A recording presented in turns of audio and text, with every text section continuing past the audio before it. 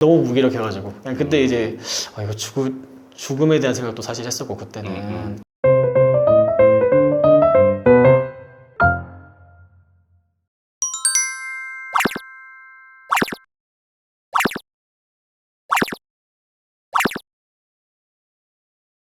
안녕하세요, 김인성 변호사입니다.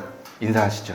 네, 안녕하세요. 저는 서울에 살고 있고 전산직으로 일하고 있는 30대 남자입니다. 오면서 뭐 그런 거 있잖아요. 채무증대 경위서 이런 것들을 저희가 봤어요. 왜 망하신 거예요?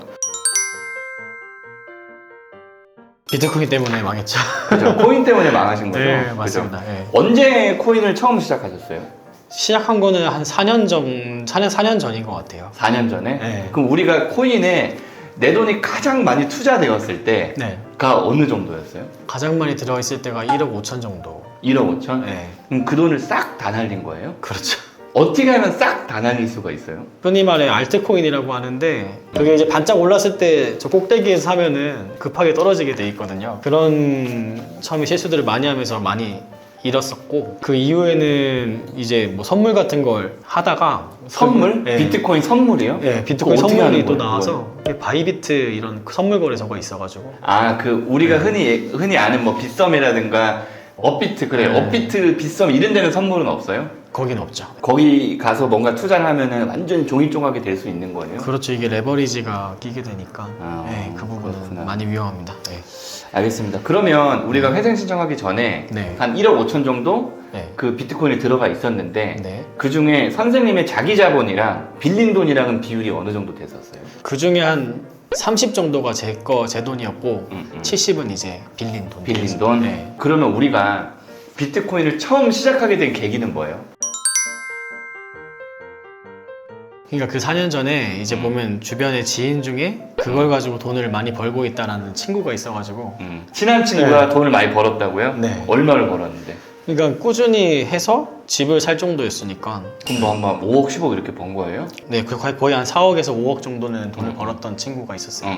네, 그래. 그 친구한테 자문을 받으면서 시작한 거야? 아니면 근데 혼자 시작한 거야? 벌었던 얘기만 듣고 하는 건 제가 그냥 맘대로 했었던 거죠. 아, 그래. 공부를 했어요? 아니면 유튜브 보고 막 그냥 찍어주는 거 산 거야? 처음에는 멋모르고 그냥 하고 그래요? 그게 그냥 몇 번 계속 4년 동안 하니까 그것도 경험이라고 쌓인 게 있는 건데 뭐 볼린저 밴드 막 뭐 이런 거 막 하는 보는 거야, 그런 거? 맞아요. 그냥 그런 거 보고 판단하는 건데 사실 그것도 의미 없는 것 같습니다. 처음부터 막 1억씩, 2억씩 빌려가지고 코인에 넣은 건 아닌 거잖아요. 그렇죠. 네, 그러니까 그렇죠. 내 돈은 500만 원으로 해봤다가 네. 1000만 원 늘렸다가 뭐 좀 손실 많이 하려고 또 한 3천 하고 뭐 이런 식으로 됐을 그렇죠. 거잖아요. 그렇게 계속 덮어가는 식으로 돈이 커졌던 거죠. 처음에는 자기 자본 가지고 시작도 좀 하고 네. 뭐 이런 식으로 했는데 나중에 본격적으로 막 아니면 집중적으로 대출을 받아가지고 넣게 된 계기라는 게 있어요? 그러니까 아까 말씀하신 대로 이제 처음에 500에서 뭐 몇백에서 시작했다가 뭐 1000만 원 시작했다가 그게 가다 보니까 이제 한 3천만 원, 4천만 원 정도 되는 시드가 들어갈 때가 있었는데 대출금 포함해서 근데 그 돈이 거의 한 2주 만에 날라갔던 적이 있었어요. 완전 막 그냥- 비트코인 같은 거 막 네, 사가지고 휴지 조각에 돼버린 적이 있었어가지고 근데 상태되고 막 근데 사실은 그게 코인이 폐지된 느낌보다는 계속 샀다 팔았다라니까 시드가 점점점 줄어들어가는 거죠. 그럴 수 있죠. 그게 이제 2주 만에 사라지니까 그때 이제 그걸 덮으려고 몇 천을 또 끌어오고 대출은 또 잘 나오니까 그때가 기점이 있었죠. 몇 천만 원에 대한 돈이 날아가기 시작하니까 그때부터 좀 그런 상황이 있었어요. 그러면 우리가 여기 이 채권자들을 보면은 1금융권 애들은 잘 없어요. 2금융권들이 많거든요. 처음에는 1금융권에서 대출을 받아가지고 좀 시작하다가 맞아요. 나중에 맞아요. 2금융으로 넘어간 거예요? 맞아요. 왜요?